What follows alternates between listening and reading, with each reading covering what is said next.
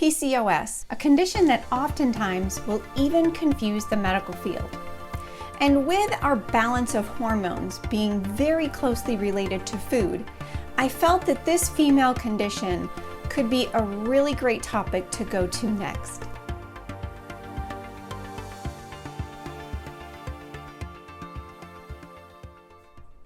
PCOS, Polycystic Ovary Syndrome. This is an imbalance of the hormones in women, and 1 in 10, even as young as 11 years old, can actually get this syndrome. And that is one of the biggest reasons why I felt that this was a topic that could be of interest to you, along with the very fact that food plays an important role in balancing our hormones. As I have said over the last few weeks, hormones can be quite confusing. There's so much that plays into this. There's a lot that comes from the medical field, there's a lot that comes from the dietetics, and there's a lot that even comes from the people who are more homeopathic that look for alternative types of medicine for healing.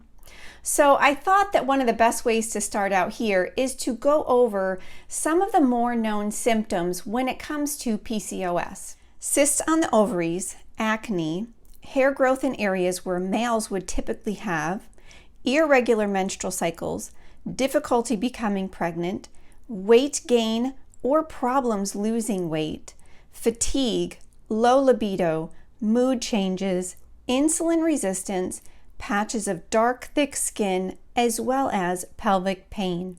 When left untreated, these types of symptoms in PCOS can lead to other diseases such as diabetes, high blood pressure, as well as high cholesterol.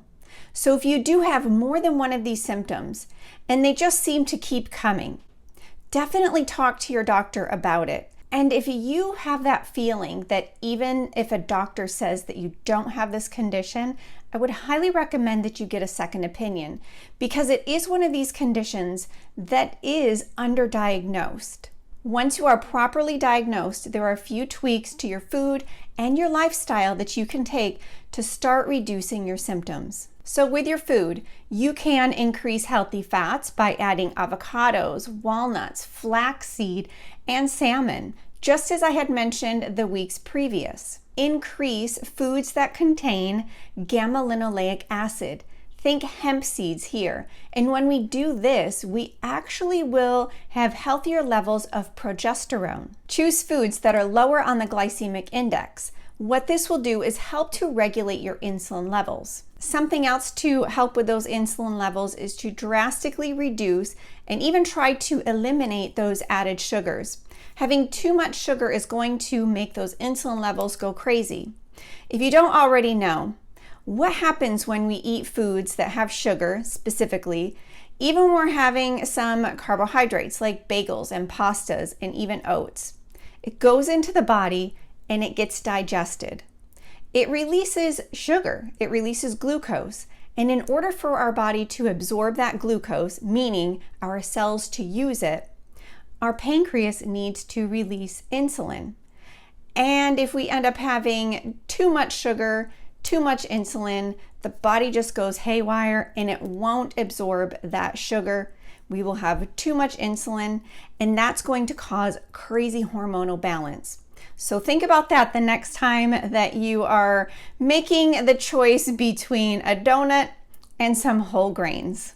Some other ways to help treat the symptoms are medications such as metformin and some anti-androgens. Androgens are hormones that are typically more prevalent in males. So for women who have polycystic ovary syndrome, the androgens are actually higher, causing things such as hair loss and facial hair growth.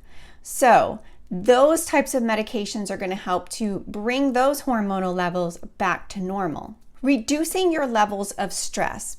Now, if you didn't already know, even good stress can wreak havoc on our hormones. So thinking about what you're doing day to day, try to figure out a certain time during that day that you can just take time out that will help to reduce your stress levels. Because with too much stress, cortisol kicks in. And if you remember from my past videos, too much cortisol, too crazy hormones. Get active every day. By getting active, what we are going to do is to release the hormones that are going to help us to lose weight, make us happy, and reduce cortisol.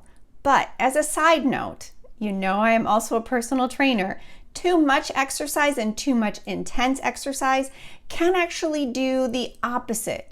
So don't do those crazy CrossFit and HIIT workouts every day. Give yourself time to recover by doing things such as stretching, yoga, and even taking nice slow walks in nature. The next step to naturally help polycystic ovary syndrome is getting enough sleep. I know personally it's easier said than done, but if we are getting enough sleep and the proper type of sleep, our cortisol levels are going to start to go down. Not having crazy cortisol levels is also going to help those insulin levels, which ultimately is going to reduce the symptoms that come along with polycystic ovary syndrome. Again, as I have said the last few weeks, food truly is medicine. It's one of the best steps you can take forward in healing many symptoms that may be going on that you really know aren't right. But this topic does deserve a lot more research. There doesn't really seem to be something that they have truly pinpointed to be the underlying cause of polycystic ovary syndrome. So I also encourage you to do your own research. Talk to doctors, talk to dietitians, do some research online on reputable sources.